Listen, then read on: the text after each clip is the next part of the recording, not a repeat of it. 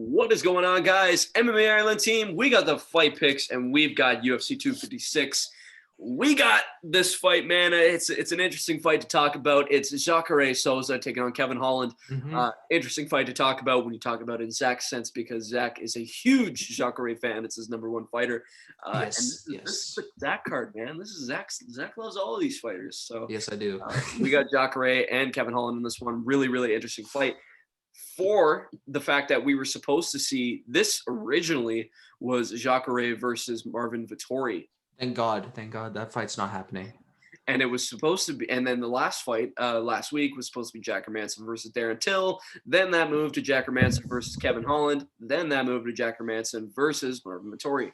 Marvin Vettori looked absolutely on fire in that fight, man. Happy he won. I was kind of sad to see any of them lose. And I did get that fight pick wrong, but that was one of two fights I got wrong last week. So, hey, yes, sir. And I'm starting off by talking about this one. Jacare Souza, Kevin Holland. Oh, man, Kevin Holland has been on fire lately. This is probably my fighter of the year in 2020 with a win, I would say. What? Not with Figueiredo with a win? No. What? I don't know, man. I guess we're technically talking about it. We're debating fighter of the year, and he's in talk about it. So let's look. So Davison Figueiredo, we got Benavidez, Perez, and then maybe Moreno. The most dominant title fight performance in UFC history in the second Benavidez fight. Also 4 finishes, most likely. And if he wins, it'll be the fastest turnaround for a champion in UFC history. Oh, man, he takes that fight on 3 weeks' notice. How can you not give it to Figueiredo if he wins? How can you not? I think 5 wins, 4, and then if he submits Souza or knocks out Souza. Submits Souza? Get out of here. I do. I get some idea with that. You're not gonna submit Souza, but you never know. But okay, here we go. Let's talk about the fight. Kevin Holland, he's been on fire. I think one of the runner-ups, if not the fighter of the year. You could argue Figueiredo, definitely, but I think 5-4. I don't know. I'd probably lean towards Holland if he wins this one, but. Interesting, man. Interesting fight. So you got Souza, a guy who's obviously very, very, very good on the ground, who has been knocked out 3 times. You look at the people who have knocked him out, Robert Whittaker, and then you have to go way back to his start of his career, I guess you could call it, in the first fight of his career, Jorge Patino, and then you got Gegard Mousasi, obviously, with the upkick in Dream that was in. So, I don't know, 41 years old, Jacare Souza, I don't know. It's too much. It's too much of an ask for me. I'm gonna lean towards Kevin Holland on this one. I know Zach's gonna hate me. I gotta lean towards Kevin Holland on this one just because we've seen Kevin Holland look so good, man. And I think that the striking of Souza is not going to be something that Kevin Holland can even really. I don't know. I just don't think that Kevin Holland can really be worried about the striking of Souza. Same as the fact that Souza can't really be worried about the ground game of Kevin Holland. So I think this fight stays standing for the most part. If Souza can get it to the ground, he could maybe win via decision. I think that's a good shot for him as well. But I think that Kevin Holland can probably knock him out or just dominate the striking exchanges. And I know Zach hates me with all of his heart right now, but you look at the competition that Kevin Holland has fought recently. Obviously, Charlie Ontiveros, we can just skip that one. Darren Stewart and Joaquin Buckley, 2 very good strikers. And those are 2 guys that he was surviving in the striking exchanges for the most part with both of them. Knocked out Joaquin Buckley, dropped him twice even. He looked so on fire in the Joaquin Buckley fight, obviously on very short notice. I think really the main thing that people could see in this one is if Jacare can take this fight to the ground, choke him out. I think that's the exchange that Zach is looking forward towards if it can happen. But I think that for the most part, what I have to lean towards is Kevin Holland just kind of dominating the striking exchanges. And if he can, knock out Souza. But you never know, man. But I'm leaning towards Holland on this one. I just think the striking gap is way bigger than the submission gap of Really? You do? Okay. All right. Just finish up now. I think that Kevin Holland has survived with some really, really good strikers. So is Jacare. Is a great striker, but the velocity and the power, I don't think he'd lean to. I don't think you can put Souza above the Darren Stewart or Joaquin Buckley. And I know you hate me even more, but I just don't. Just finish up now. I don't think you can. And man, Jacare, he's a beast. I don't think he can I don't think Kevin Holland's going to finish him. I'll take Kevin Holland probably via decision, but I'll let the calculator just decide that one because I don't typically trust myself.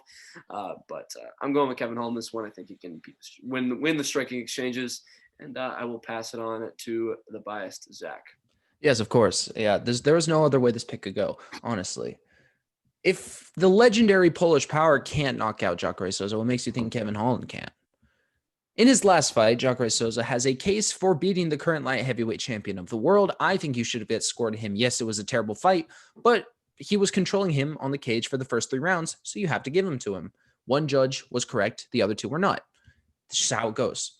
And you were talking about the grappling gap. Okay, the grappling gap is a lot wider than you might think. Kevin Holland looked good on the feet, but then he was starting to get controlled on the ground by Darren Stewart.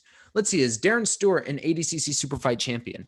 No. Is Darren Stewart a multi-time IBJJF Worlds champion? No. Is Darren Stewart a 6th-degree Brazilian Jiu-Jitsu black belt? Also no. You know who is?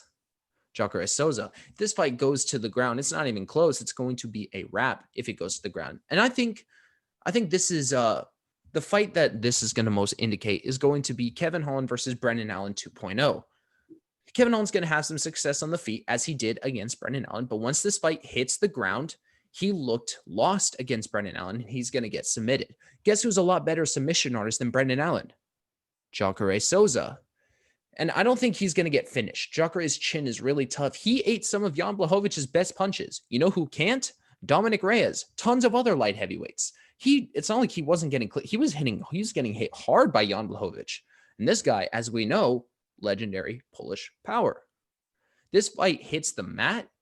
I think it's going to be tough because Kevin Holland also is kind of known to slow down a little bit, and that's shown best against the Darren Stewart fight. I think the Darren Stewart fight is really, really indicated. I think this is going to be a combination of the Darren Stewart fight and of the Brendan Allen fight. And it's not like Jacare can't hold his own on the feet as well. He had a complete striking brawl. If you talk about two ground game people just slugging it out on the feet, Jacare Souza versus Chris Weidman, great fight.